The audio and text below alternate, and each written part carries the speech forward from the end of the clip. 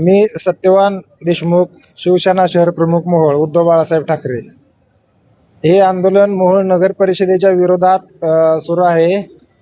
आमच्या वार्ड क्रमांक 11 आणि नवीन वार्ड क्रमांक 1 मधील काही प्रमुख मागण्यासाठी आम्ही हे आंदोलन सुरू केलेलं आहे.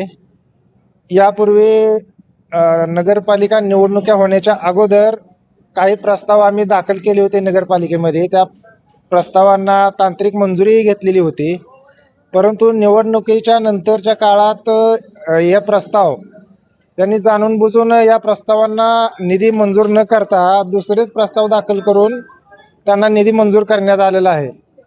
वास्तविक तांत्रिक प्रत्येक प्रस्तावाचे ज्यावेळेस नगरपालिका प्रस्ताव मंजुरीसाठी जिल्हाधिकारी कार्यालयाकडे पाठवत असते, त्यावेळेस तांत्रिक मंजुरीचा खर्च हा नगरपालिका नागरिकांनी भरलेल्या कराच्या पैशातून करत असते.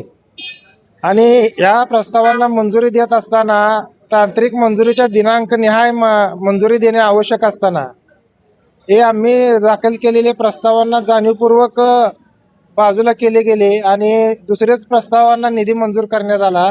त्या विरोधात हे आम्ही आंदोलन सुरू केलेले आहे.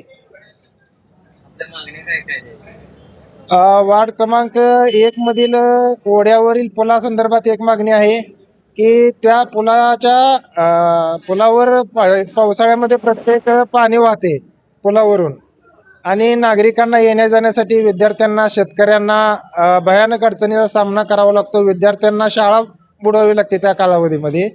त्या प्रश्नासाठी आमची प्रमुख मागणी आहे. त्यानंतर बाळासाहेब चव्हाण यांच्या घराकडे जाणार रस्ता, पाचीपट्टा रोड ते बाळासाहेब चव्हाण घर आणि NH65 ते धनाजी गायकवाड हे प्रमुख रस्ते आहेत की या रस्त्यांना नागरिकांना अत्यंत अडचणीचे आहे. त्यामुळे या रस्त्यांना निधी मिळण्यासाठी आम्ही आंदोलन करतो.